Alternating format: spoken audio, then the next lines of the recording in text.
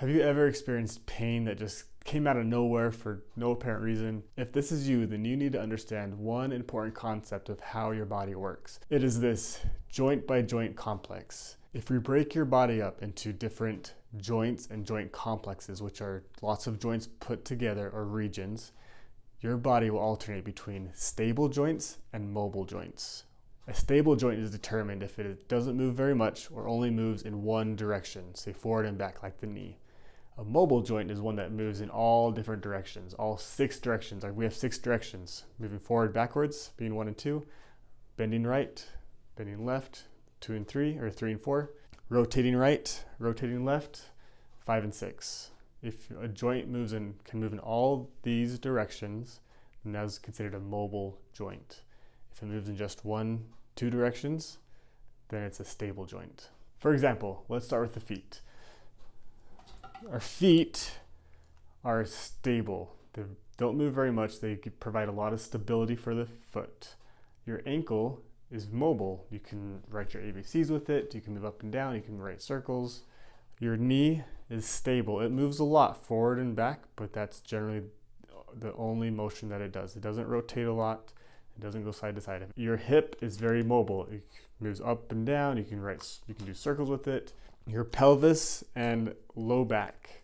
Pelvis and low back is very stable. Going up your spine, your rib cage and upper back is built to be mobile. You can bend forward, sideways. You can rotate with it.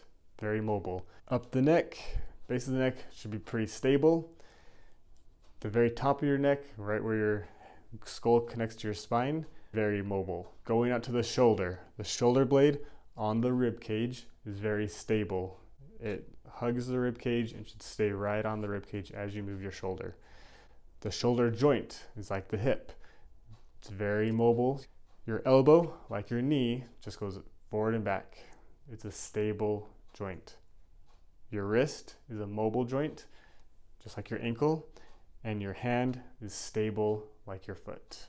If we can understand this concept, then we can start to understand why injuries happen just out of nowhere. Our bodies are really quick to compensate when it has some imbalances with this joint by joint complex. Let's take the low back, for example. Your low back should be a stable region. It's not built to do a lot of motion.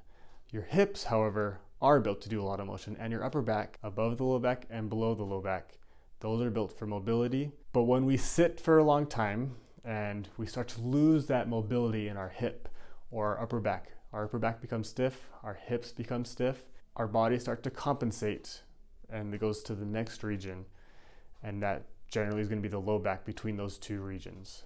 Understanding this and knowing that, hey, I have tight hips and I have back problem, we want to get the back pain to reduce so that you can go about your day. But we also want to address the indirect cause, which is the hip.